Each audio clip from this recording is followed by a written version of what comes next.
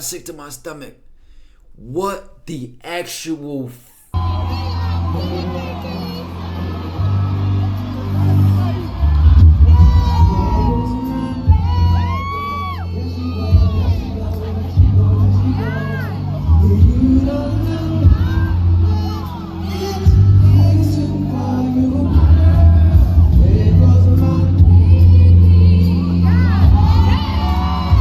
But wait, there's more.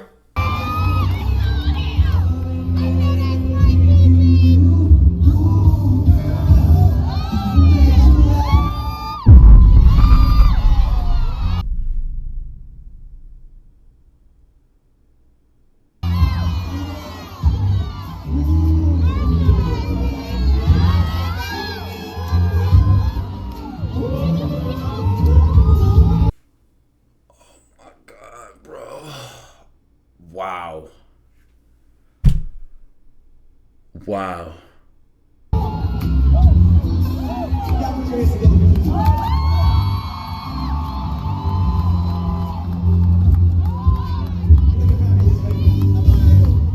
Yeah, welcome to the Dojo, baby, man. Have no fear, Taekwondo is here, man. Listen. We got the latest uproar on the internet, and for the right reasons. Now listen, it's something I really want to talk about for this video. I'm primarily seeing two major arguments in this Usher Keke Palmer debate. Basically, if you don't know what's going on, right?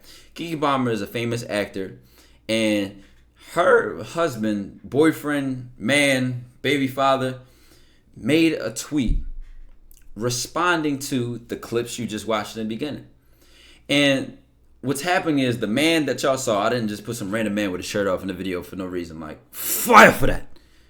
The man that y'all saw is Usher. Usher is an R&B singer. The last person you want to see with your chick, basically. The last person you want your chick to be brought on stage with. Usher is a known menace to relationships. Whole different conversation for another day, though, right? Now listen, and what I hate about what's going on the internet, and I'm gonna give a big perspective. Watch it when I blow your minds with the bigger picture, the way I see this, right? Because I see it's two sides that's being argued here, and I'm gonna basically explain both sides. So side number one is, men are so jealous of partners that are more successful than them. Plus is why I always advocate to never, as a woman, get in a dynamic like this.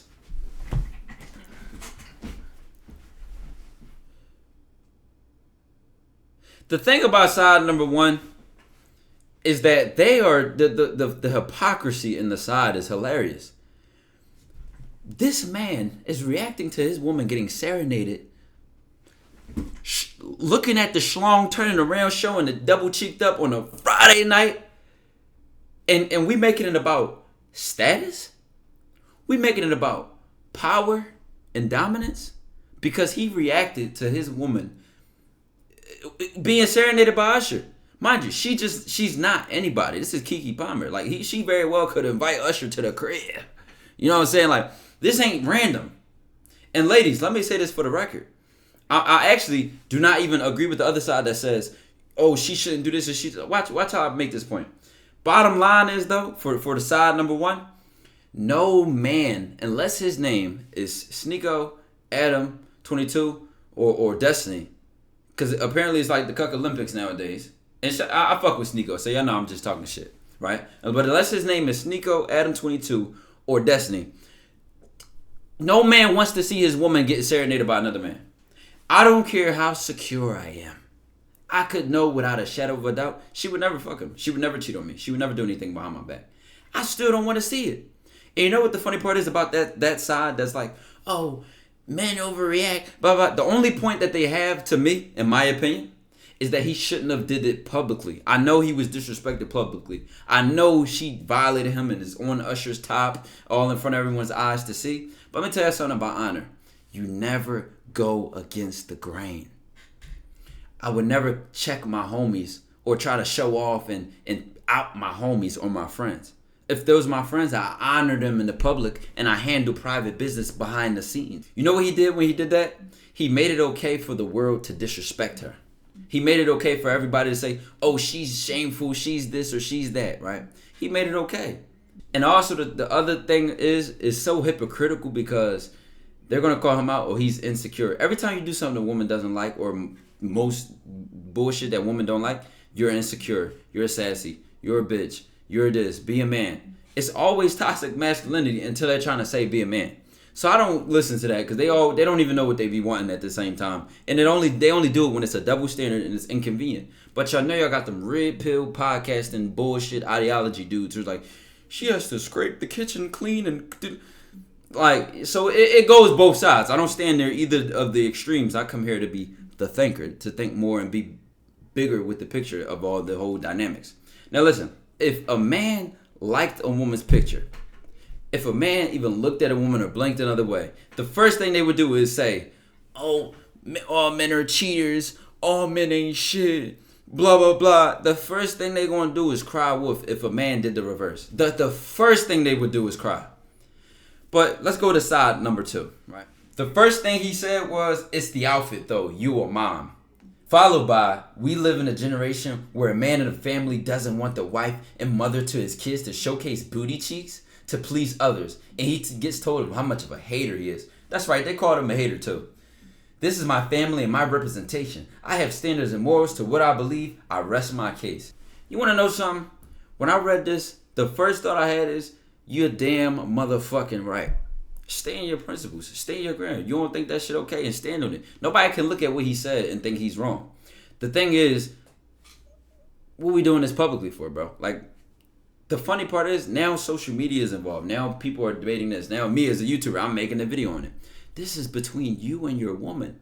This is called triangulating, right? When side number 1 and side number 2 can't handle it, so then they use a third party, which is what he's using, which is social media and the internet. Because he can't handle the issue between her, he's trying to triangulate rather than solving the issue. But on top of that, nothing what he said was wrong. But guess what? Here's where we get to the bigger picture of the flaw in that side of the argument. You chose her. What can we do? What can we care? You chose her, right? Don't get with somebody. Meet them as the person that they are. You know who they are when you met them. You know how they dress, what they do, what they like, etc. Commit and then complain. You know what I can compare this to? Imagine you went to a sneaker store. You know damn well you wear a size 11 in men's shoes. And you squeeze into a 9.5. And then you take them home and you buy them and you say, these shoes are too tight. These shoes hurt my feet. You picked the shoes. So as a man, I'm not even comparing. I don't do this to compare, her to a shoe. You're materializer. You're dehumanizer. I say this to say this. When something doesn't fit, but you picked it and you knew it didn't fit, or you tested out, you tried it out in the talking stage, when you two were dating, when you were getting to know each other, when you were expressing, the way you see the world, your values, your ideals, etc. Once you realize y'all weren't on the same page, that y'all weren't going to fit, why did you commit? I don't even co-sign his complaining now. What are we supposed to do? No, Kiki, I got it. Like, what am I supposed to do, bro? At the end of the day, you're the one who gave her a baby. You're the one that's your wife. At the end of the day, now y'all start to see y'all got two different values. She values freedom. You value a conservative, traditional family.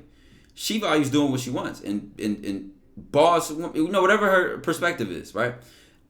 And you value, you should dress a certain way. You should represent my family. You gave her your seed. You gave her your child. Why complain now? If you were so high and mighty on your standards and your morals, you should have been there from the gate. You know what? I want the mother of my kids to be a certain type of woman. Or even vice versa with her. I want the father of my kids to be a certain type of man. It works both ways. Do not mess with a person and try to force them and twist them and turn them into who you want them to be. Because at the end of the day, now they're compromising who they are. And if you compromise who you are, or they compromise who they are in order to love you, or for you to love them the way they want to be loved, or for you to be loved the way you want to be loved, by the end of the relationship, y'all are burning each other out. It's an old saying, and it goes like this. You cannot bleed blood from a turnip. And if y'all don't know, a turnip is a vegetable, right? It's a vegetable, right? No matter how hard you squeeze a turnip, it will never bleed blood. It will always squeeze turnip juice. So the more you squeeze it, blood will never come out. So to say you cannot bleed blood from a turnip, why complain about a woman you chose? She's not going to be somebody you don't want her to be. That's the bigger picture. That's my aim of what I was getting at with this video. Is why, guys are saying, oh, look at modern society where a man complains about how his woman dresses. Guess what? She's going to do what she wants to do. And he should not try to control her. You know what he should do? He should control himself and put himself in a position that is ideal for him. And same for her. I think it's a waste of energy and time and an investment of yourself, a bad investment of yourself, to sit here and force somebody to be who you want them to be. That'll never work. Think smarter, not harder. Think ahead, have foresight and hindsight. You know what I'm saying? And this is a perfect situation for that. So many people are going to argue both sides. Oh, he should have did this. Or I don't give a fuck about the sides. I don't give a fuck about the discourse of social media and the low arguments that are there. I always look at what's the bigger picture. What supersedes this entire discourse and confusion? What supersedes that? And that is if his household was in order the way he wanted it to be, so that we're not getting public disagreements and arguments about the way two adults are choosing to live. Because at the end of the day, if she wants to be on stage listening to Usher, liking his music, liking his body, attracted to him, so be it. That's what she wants to do. I want her to do what she wants to do. And I want me to do what I want to do. That's how you should view this. Because this, guess what?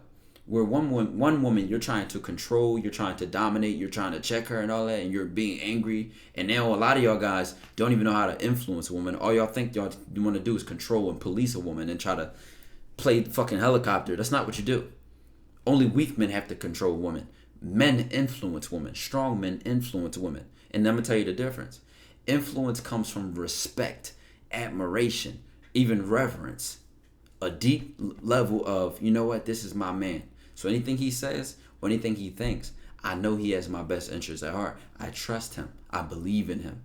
Not because he pays the bills. Y'all be thinking manhood and masculinity comes from money. Weak foundation right there. Y'all see these dudes try to control women with money, and it doesn't work.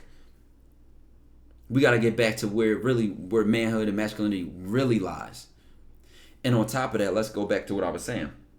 Right? I don't have to control a woman. I'll see that she wants to do what she wants to do, and you know what I'll say? Perfect.